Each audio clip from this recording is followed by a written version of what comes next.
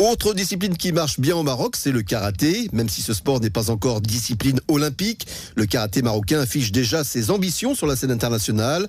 Lors des derniers championnats du monde tenus à Jakarta, le Maroc s'est en effet classé à la 6e place. Hassan Fekak, le directeur technique national, nous dresse l'état des lieux de ce sport qui est en pleine ascension et ça nous fait bien plaisir.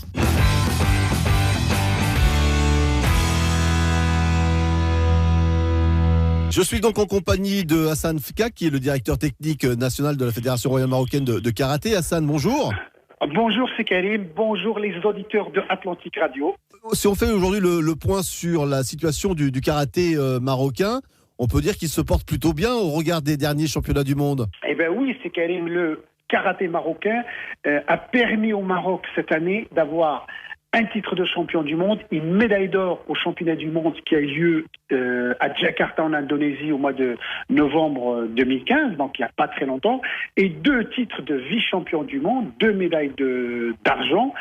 Donc la médaille d'or, c'est Houchem Ashraf dans la catégorie des poids lourds plus de 84 kilos. Les médailles d'argent, c'est le jeune Yassine Skouri de Fès dans la catégorie cadet, moins de 70 kg.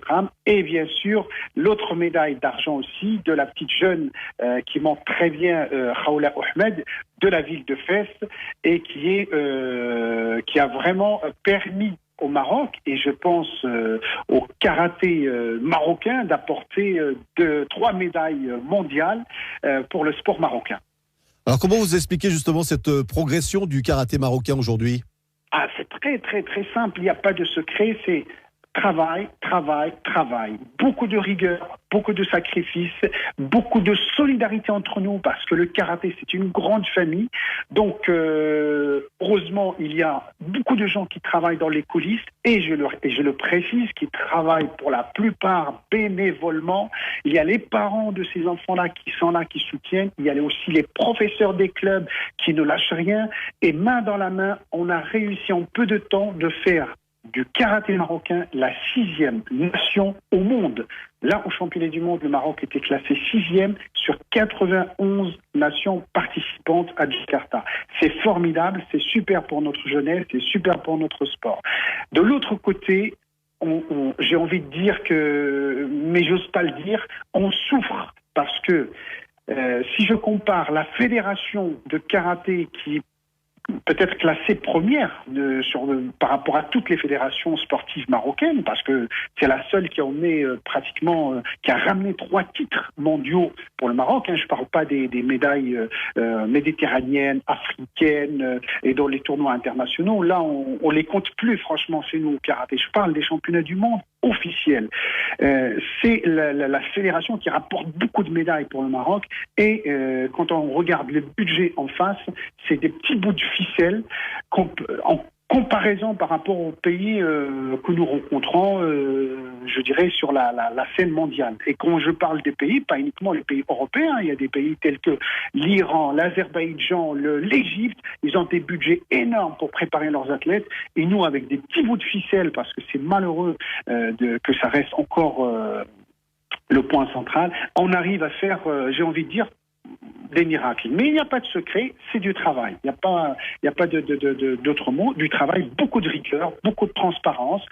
Et puis, on croit en notre rêve que le Maroc, le karaté marocain, peut un jour monter sur la plus haute marche du podium au niveau mondial. Et quand le karaté sera olympique, je l'espère en 2020, et bien que le Maroc peut aussi compter sur des médailles olympiques grâce au karaté. Donc c'est vrai qu'on a beaucoup de volonté, avec très peu de budget. J'ose même pas dire le chiffre parce que ça représente même pas le budget mensuel de certaines fédérations marocaines et qui font pas de résultats malheureusement. Et malgré tout ça, il y a beaucoup de travail, beaucoup de rigueur et tous ces gens-là qui travaillent dans les coulisses et que je remercie beaucoup. Alors c'est vrai aussi que le karaté de masse s'est développé au Maroc avec énormément de clubs qui sont aujourd'hui développés dans la plupart des grandes villes marocaines. Vous appuyez également sur cette base solide justement pour chercher une élite ? Alors, à vrai dire, oui, bien sûr, le karaté se développe beaucoup parce que le karaté, ce n'est pas juste un sport, c'est aussi une école de la vie.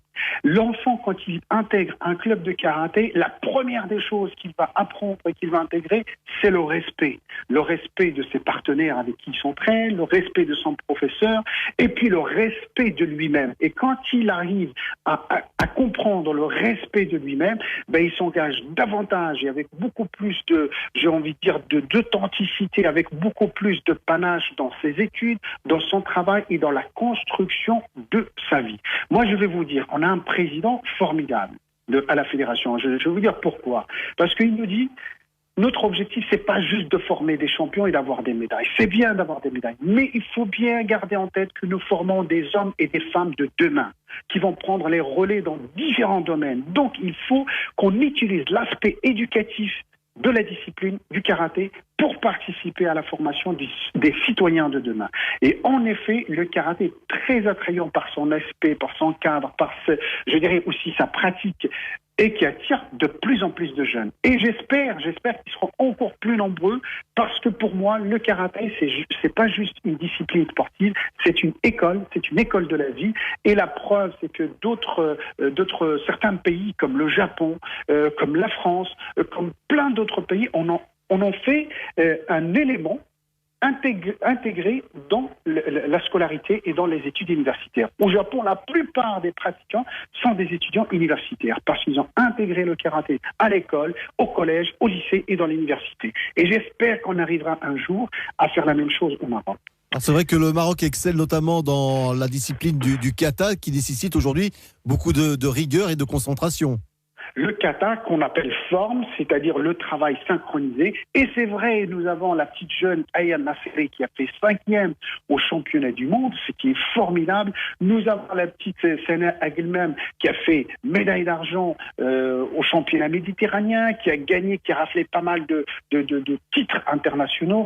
Nous avons le bulldozer, ce que j'appellerais le bulldozer, c'est le Hani Mohamed de Fès, qui est vraiment excellent dans cette discipline du kata et qui fait aussi parler de lui. Et enfin, nous avons une équipe, parce que le kata se pratique aussi par équipe, même si le karaté est individuel, il y a un esprit d'équipe qui est extraordinaire. Nous avons un trio, c'est-à-dire l'équipe nationale du Maroc kata, avec Bilal Qassimi de Fès, de Tanger, avec Nel Hakimi de Jdida, et avec el Hani Mohamed de Fès. Donc ils viennent de villes différentes, ils partagent la même passion. Et vous savez, ces trois jeunes, ils ont fait briller le Maroc en remportant la médaille d'or à l'Open international d'Autriche en 2015, ce qui est une vraie et une magnifique performance. Et maintenant, ils sont reconnus dans le monde entier. Maintenant, on parle du Maroc à travers ces athlètes du karaté. Ils deviennent de véritables ambassadeurs du Maroc, enfin du sport marocain et du karaté marocain. Ce week-end, il y a un rendez-vous important également pour nos karatékas, c'est donc l'Open de Paris. Et effectivement, donc on parlait au début de l'émission, donc notre secret à la Fédération royale marocaine du karaté, c'est le travail, la transparence, l'honnêteté, la rigueur. D'ailleurs, ce sont les valeurs du karaté. Donc, nous avons fait les championnats du monde 2015, une médaille d'or, 2 médailles d'argent. Maintenant, il y a le championnat du monde 2016 qui arrive au mois d'octobre 2016 en Autriche, Inch'Allah. Et pour préparer ce championnat du monde, on commence dès maintenant. Donc, première étape, nous avons plusieurs étapes pour y arriver. Première étape, l'Open international de Paris qui réunit à peu près une 60aine de pays. C'est l'élite mondiale qui sera réunie. Et donc, nos athlètes, une 20aine d'athlètes, une grosse délégation va débarquer à partir d'aujourd'hui, Inch'Allah, pour participer à l'Open international de Paris, dans lequel le Maroc fait régulièrement des médailles. On a fait une médaille d'or, on a fait des médailles d'argent, on a fait des médailles de bronze. Donc nous sommes présents depuis à peu près 4 ans, 5 ans sur le podium de l'Open International de Paris. C'est une belle référence. Après, au mois de février, nous avons l'Open de Sharm el-Sheikh en Égypte. Au mois de mars, l'Open de la Hollande. Et puis au mois de mai, l'Open international du Maroc, la Coupe internationale du roi Mohamed VI qui aura lieu à Rabat et qui cette année est jumelée avec la première ligue, c'est-à-dire elle est organisée sous la houlette de la Fédération mondiale de karaté. Pour vous dire que l'Open international du roi Mohamed VI est devenu une étape dans le circuit mondial du karaté. Et c'est la première année que la Fédération mondiale a accepté de l'intégrer dans son circuit, et ça va attirer beaucoup plus de monde et ça va attirer vraiment l'élite du karaté mondial qui vont se donner rendez-vous au mois de mai. Je pense que c'est du 18 au 22 mai à Rabat, Inch'Allah, bien sûr 2016 à Rabat. Alors, concernant ce week-end avec cet Open international de Paris, quels sont pour les Marocains les principaux adversaires que vous allez affronter lors de cet Open? Alors, je ne vais pas tous les citer. Il y a 60 pays. Eh bien, je peux vous dire, ce sont 60 adversaires potentiels. Déjà, les Français sont chez eux et vous savez, les cocoricots, ils vont pas lâcher l'affaire comme ça. Mais je veux dire, les Marocains, là, ils étaient en concentration, ils se sont bien aiguisés, ils sont bien préparés et ils viennent pas pour faire du tourisme à Paris. Et en plus, il fait très froid, donc ils vont pas faire du tourisme. Mais il y a des éléments qui arrivent. Déjà, il y a Achraf Kouchen qui est champion du monde, qui vient reprendre un peu le travail. Il y a Oussi Khaoula Ahmed qui arrive. Il y a Boujdi qui a été médaille d'argent à l'Open de Paris il y a 3 ans ou 4 ans. Et il y a je dirais l'équipe Kata qui vient aussi. Il y a aussi Mohamed qui en moins de 60 a quelque chose, a une revanche à prendre. Il y a Ayoub Zakaria, il y a Shabab Youssef, il y a Hamid Ahmed. Il y a vraiment des Marocains qui ont un vrai potentiel. Je ne veux pas faire de pronostic sur le médaille parce que je trouve ça stérile. Donc, mais ils sont prêts à venir pour en découdre et puis pour défendre leur place. Maintenant, le résultat sera ce qui sera. Pour nous, l'objectif en tant que direction technique, c'est commencer le travail et la préparation pour le championnat du monde dans à peu près 10 mois, mais l'étape commence ici. Donc, mon objectif, c'est se remettre dans le niveau du circuit mondial et international. Et évidemment, ils ont fait la préparation qu'il faut et je sais et je suis convaincu que les jeunes Marocains qui vont venir ce week-end, ils ont tous un vrai potentiel de podium. Et bien sûr, je leur souhaite tout le bonheur du monde. Concernant un dernier point, concernant l'encadrement du karaté aujourd'hui au Maroc, est-ce que vous êtes satisfait du niveau d'encadrement des moniteurs de karaté qui évoluent aujourd'hui au Maroc ? Oui, bien sûr. Franchement, ils sont très sincères dans leur cœur. Vous savez, ils se donnent beaucoup. Parce que le karaté, comme j'ai dit, c'est un petit peu l'enfant pauvre du sport. Un budget vraiment rudimentaire. Vraiment des conditions difficiles, hein, mais je ne veux pas me plaindre parce que je ne veux pas trouver des excuses. Je veux trouver des moyens et on a un président qui nous soutient dans ce sens-là. Il nous dit toujours il faut trouver des solutions, il faut avancer. Donc, pour les moniteurs, ils ont le niveau qu'ils ont aujourd'hui. Mais la Fédération royale marocaine de karaté a investi énormément dans la construction d'un centre national dédié pour le karaté et bien sûr ouvert à tous les sports nationaux. Ce centre, il est composé d'un grand hôtel, il est composé d'un restaurant, il est composé de salles de formation, il est composé d'une salle, je dirais, de pratique avec tout le matériel pour travailler sur le physique, sur la technique.